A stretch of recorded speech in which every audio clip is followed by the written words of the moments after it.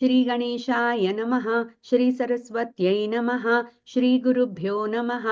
ఓం శ్రీ కృష్ణాయ పరమాత్మనే నమః. అందరికీ నమస్కారం అండి. భగవద్గీతలో 6వ అధ్యాయం ఆత్మ సంయమ యోగం చెప్పుకుంటున్నాము. నిన్నటి భాగంలో 5, 6 శ్లోకాలు వివరించుకున్నాము. ఇవాల్టి భాగంలో 7, 8, 9 శ్లోకాలు వివరించుకుందాము. 5వ శ్లోకంలో ప్రతి సాధకుడు వివేకయుక్తమైన మనస్సుతో తనను తాను ఉద్ధరించుకోవాలి అని చెప్పారు. వివేకము లేని మనస్సుతో తనను తాను అధోగతి పాలు చేసుకోకూడదని కూడా చెప్పారు. వివేకయుక్తమైన మనస్సు తనకు బంధువు, వివేకము లేని మనస్సు తనకు శత్రువు అని చెప్పారు. ఎవరికైతే తన యొక్క దేహ ఇంద్రియాది సమూహము తన మనస్సు చేత జయింపబడుతుందో అతడి విషయంలో తన యొక్క మనస్సే తనకు మిత్రుడు. దీనికి భిన్నంగా ఎవరికైతే తన యొక్క దేహ ఇంద్రియాది సమూహము తన మనస్సు చేత జయింపబడదో అతడి విషయంలో తన మనస్సే తనకి శత్రువు అని 6వ శ్లోకంలో చెప్పారు. ఇంకా 7 నుంచి 10వ శ్లోకం వరకు 7 నుంచి 9వ శ్లోకం వరకు యోగారూఢ స్థితికి చేరిన యోగి ఈ ప్రపంచంలో ఏ విధంగా వ్యవహరిస్తాడో చెప్తున్నాడు. ఈ 3 శ్లోకాలు ఇవాళ వివరించుకుందాము. 7వ శ్లోకం చూద్దాం. జితాత్మనః ప్రశాంతస్య పరమాత్మా సమాహితః శీతోష్ణ సుఖ దుఃఖేషు తథా మానాపమానయోః. జితాత్మనః ప్రశాంతస్య పరమాత్మా సమాహితః శీతోష్ణ సుఖ దుఃఖేషు తథా మానాపమానయోః. ఈ శ్లోకం యొక్క పద విభజన తెలుసుకుందాం. జిత ఆత్మనః ప్రశాంతస్య పరమ ఆత్మ సమాహితః శీత ఉష్ణ సుఖ దుఃఖేషు తథా మాన అపమానయోః. ఈ శ్లోకంలో ముందు ఈ పదాల అర్థాలు తెలుసుకుందాం. జితాత్మనః ప్రశాంతస్య అంటే శరీర ఇంద్రియాది సమూహమును అదుపులోకి తెచ్చుకుని శాంతితో కూడిన మనసు గలిగి ఉన్న సాధకుడు శీత ఉష్ణ సుఖ దుఃఖేషు చల్లదనంలో వేడిమి, సుఖము, దుఃఖము వంటి అనుభూతులతో తథా మాన అపమానయోహో మరియు గౌరవము, అవమానము వంటి పరిస్థితుల్లో పరమ ఆత్మా సమాహితః భగవంతుని యందు నిశ్చలంగా ఉంటాడు. ఈ శ్లోకం యొక్క తాత్పర్యం తెలుసుకుందాం. శరీర ఇంద్రియాది సమూహమును అదుపులోకి తెచ్చుకుని శాంతితో కూడిన మనసు కలిగి ఉన్న సాధకుడు సర్వకాలాలలో సర్వ పరిస్థితుల్లో అంటే చలి, వేడి, సుఖము, దుఃఖము, గౌరవము, అవమానము వంటివి తట్టుకుంటూ భగవంతుని యందు నిశ్చలంగా ఉంటాడు అని చెప్తున్నారు. ఈ శ్లోకంలో భగవానుడు నిష్కామ కర్మ యోగాన్ని అనుష్ఠిస్తూ ధ్యాన యోగంలోకి ప్రవేశించడానికి ముందు తన మనస్సును జయించాలని చెప్తున్నారు. అప్పుడే ఆ సాధకుడు భగవంతునిపై నిశ్చలంగా ఉండగలుగుతాడు. మనస్సు అదుపులో ఉన్న సాధకుడు ప్రపంచంలో వ్యవహరిస్తున్నా కూడా దేనికి చలించకుండా ధ్యానములో స్థిరంగా ఉండగలుగుతాడు. వివిధ కాలాలలో మనుష్యులు వివిధ అనుభవాలు పొందుతూ ఉంటారు. అట్లాగే వారు చేసే కర్మల బట్టి వాటి ఫలితాల వల్ల సుఖాలు, దుఃఖాలు అనుభవిస్తూ ఉంటారు. లౌకిక వ్యవహారాల వల్ల ఒక్కోసారి గౌరవింపబడుతూ ఉంటారు, ఒక్కోసారి అవమానపడుతూ ఉంటారు. ఈ అనుభవాలు మనస్సుని స్థిరంగా ఉండనివ్వవు. ప్రతిక్రియలు చేయడానికి మనస్సు ప్రేరేపిస్తూ ఉంటుంది. ఫలితంగా మానవులు చిరాకులు పడుతూ ఉంటారు, నిశ్చలంగా ఉండలేరు. అదే మనస్సుని జయించిన కర్మయోగి ఏ పరిస్థితికి చలించడు అని చెప్తున్నారు. నిష్కామంగా కర్మలు చేస్తాడు గనుక ఫలితంపై ఆసక్తి ఉండదు. ఇంకా సుఖము, దుఃఖము రెండింటినీ ఒకే విధంగా స్వీకరిస్తాడు. గౌరవము, అవమానము లాగా తీసుకుంటాడు. బయట నుంచి వచ్చే అనుభవాలు అంటే వేడి, చలి వంటి ప్రాకృతిక మార్పులు కూడా అతడిని చలింపవు.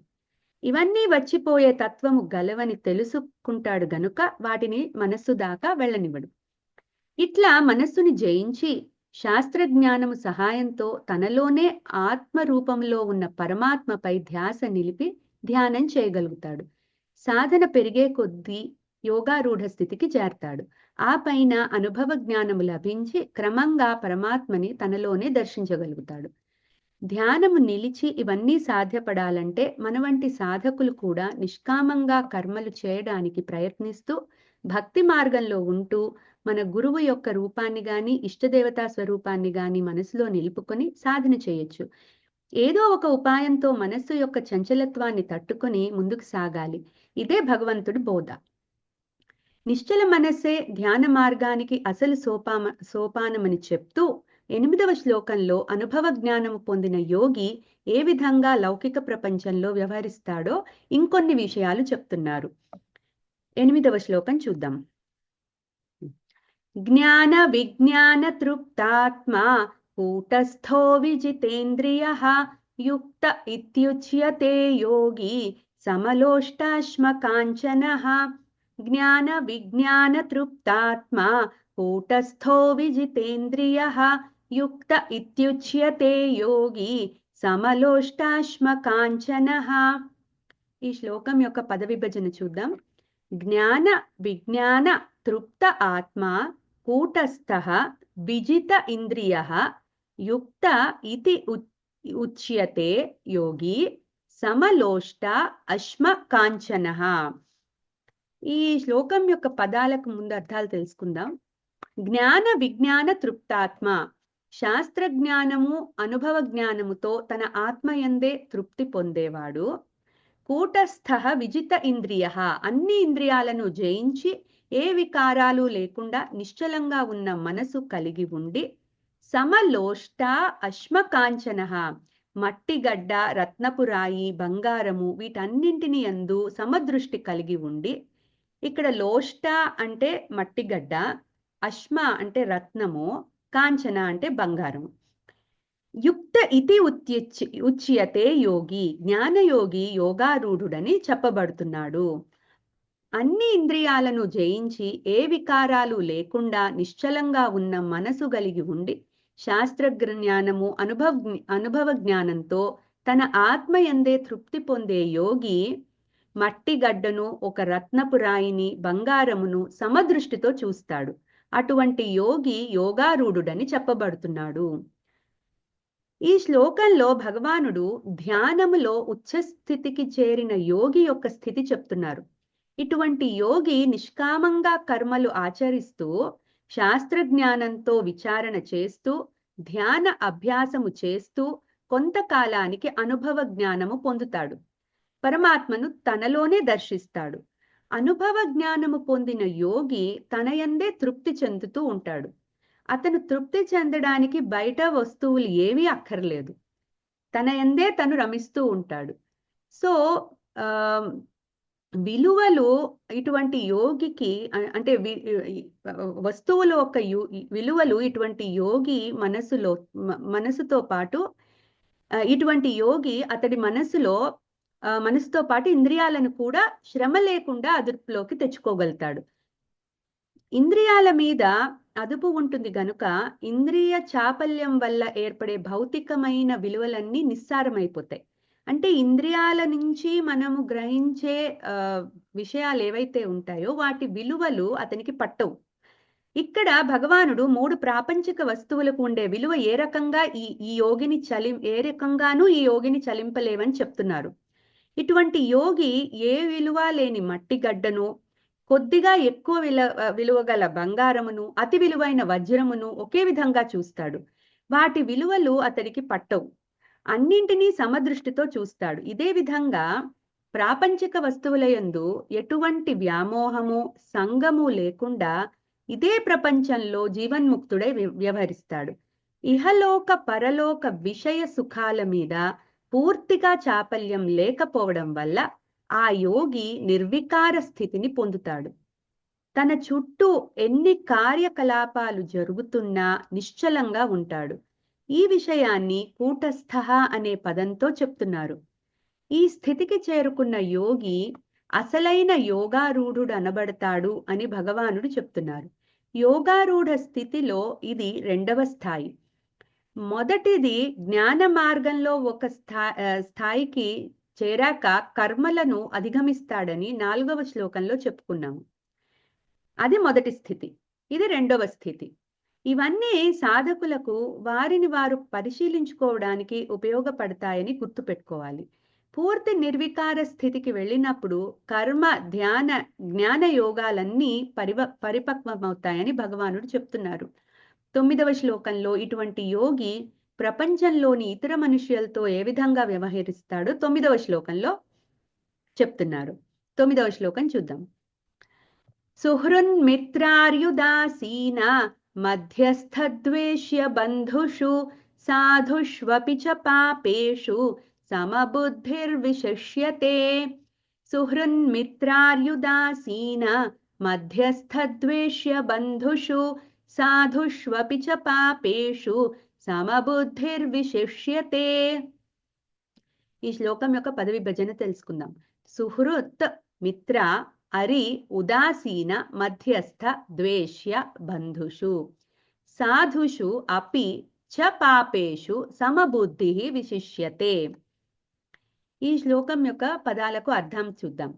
సుహృత్ ప్రత్యుపకారాన్ని కోరకుండా ఉపకారము చేసే వారి యందు, మిత్ర ప్రేమను పొందుతూ ప్రేమను పంచే వారి యందు, అరి శత్రువుల యందు, ఉదాసీన ఏ పక్షపాతము లేని వారి యందు, మధ్యస్థ అందరి హితాన్ని కోరేవారి యందు, ద్వేష్య తనను ద్వేషించే వారి యందు, బంధుషు తనకు ప్రియమైన చుట్టముల యందు, అపి మరియు సాధుషు సత్కర్మలు చేసే సాధువుల యందు, పాపేషు పాపపు పనులు చేసే పాపాత్ముల యందు చ కూడా సమబుద్ధి విశిష్యతే.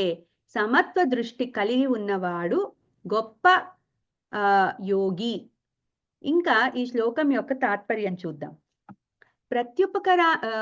ప్రత్యుపకారాన్ని కోరకుండా ఉపకారము చేసే శ్రేయోభిలాషులయందు, ప్రేమను పొందుతూ ప్రేమను పంచే మిత్రులయందు, అపకారము తలబెట్టే శత్రువులయందు, ఏ పక్షపాతము లేని వారి యందు, అందరి హితాన్ని కోరేవారి యందు, తనను ద్వేషించే వారి యందు, తనకు ప్రియమైన చుట్టములయందు మరియు సత్కర్మలు చేసే సాధువులయందు, పాపపు పనులు చేసే పాపాత్ములయందు కూడా సమత్వ దృష్టి కలిగి ఉన్నవాడు గొప్ప యోగి అని చెప్పబడుతున్నాడు.